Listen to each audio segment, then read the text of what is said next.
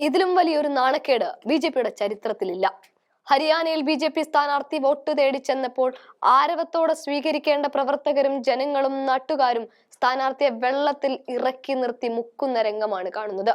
മഴയിൽ നാട് മുങ്ങിയിട്ടും ഒന്നും ചെയ്യാതിരുന്നതിനാൽ രോഷാകുലരായിട്ടാണ് ജനങ്ങൾ സ്ഥാനാർത്ഥിയെ വെള്ളക്കെട്ടിൽ ഇറക്കി നിർത്തി ഇനി ഒരൊറ്റ വോട്ട് ചോദിക്കരുത് എന്ന് പറഞ്ഞത്.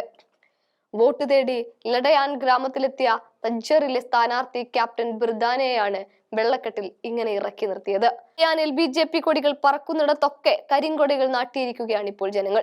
ഹരിയാനയിൽ നിയമസഭാ തെരഞ്ഞെടുപ്പ് പ്രചാരണത്തിനിടെ കർഷകരും യുവജനങ്ങളുടെയും പ്രതിഷേധങ്ങൾക്കും ചോദ്യങ്ങൾക്കും മുമ്പിൽ ഏറെ ബുദ്ധിമുട്ടുകയാണ് ബി.ജെ.പി നേതൃത്വം.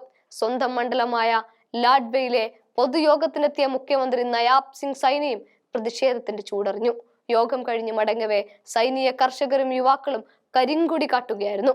മിനിമം താങ്ങുവിലക്ക് നിയമപരിരക്ഷ എന്ന പ്രധാന ആവശ്യം ബി.ജെ.പി അവഗണിച്ചതാണ് കർഷകരെ പ്രകോപിപ്പിച്ചത്. 10 വർഷമായി സംസ്ഥാനം ഭരിക്കുന്ന ബി.ജെ.പിക്ക് കീഴിൽ തൊഴിലില്ലായ്മ വർദ്ധിച്ചതും സൈന്യത്തിൽ കരാർവൽക്കരണം കൊണ്ടുവന്ന അഗ്നിവീർ പദ്ധതിയും യുവാക്കളെ ശത്രുപക്ഷത്താക്കി. സത്യം പറഞ്ഞാൽ കർഷകരും യുവാക്കളും കായിക താരങ്ങളും അടങ്ങുന്ന ജനക്കൂട്ടമാണ് ഇപ്പോഴവിടെ പ്രതിപക്ഷ ശബ്ദമായി മാറിയിരിക്കുന്നത്.